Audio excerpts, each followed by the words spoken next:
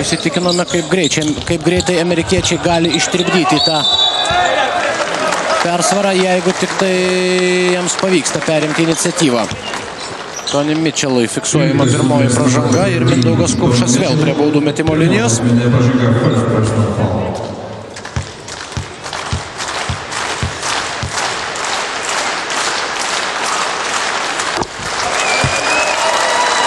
Devyni taškai jau jo sąskaitoje.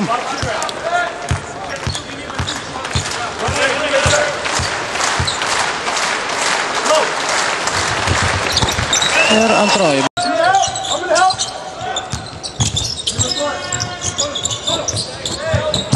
Aštuonios sekundės atakai, gražus perdavimas po krepšiu ir vėl skylėta. Amerikiečių gynyba praleidžia savo baudos aikštelėje Mindaugą Kupšą, kuris daug labiau reiškia tai, kaip po truputį pradeda derinti žaidimą ir tarpusavio veiksmus. Pirmieji Lietuvos rinktinės taškai.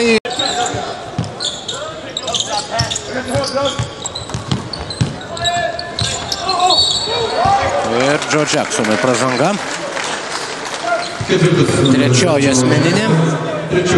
Antroji komandinė amerikiečiams ketvirtajame rungtynių kėlinyje. Entuziazmas gali labai greitai subirėti. Na, bet kuriuo atveju dar lieka 20 minučių, na šiek tiek mažiau. Prasižengia Mindaugas Kupšas, bandydamas blokuoti varžovo dėjimą ir prie baudų metimo linijos dabar stos 10-asis numeris Kailas Maršalas.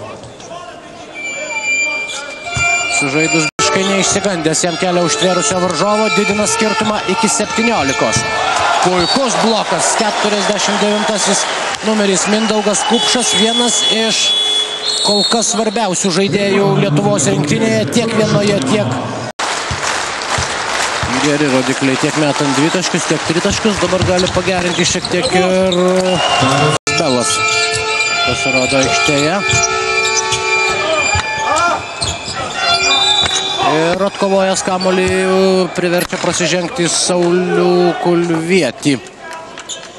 Kanados komanda 76-70 nugalėjo Australiją, kuri turnyro pradžioje paliko labai gerą įspūdį, tačiau matyt vakar žengęs 3 kartus.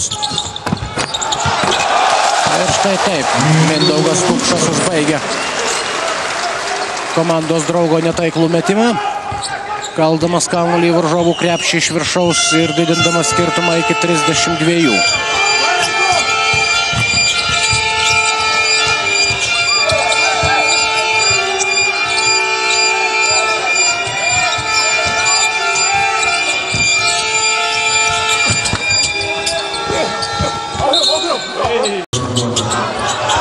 Trys su trupučiu savaitės.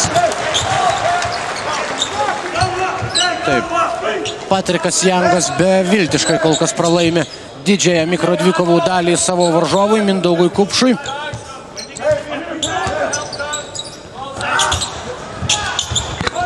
Dar vienas taiklus metimas.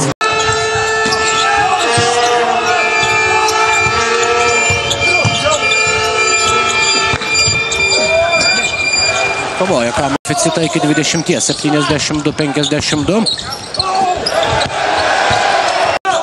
Dvi krepšinio supervalstybės. Ir kiekviena pergalė, tiek ir draugiškose rungtynėse, tiek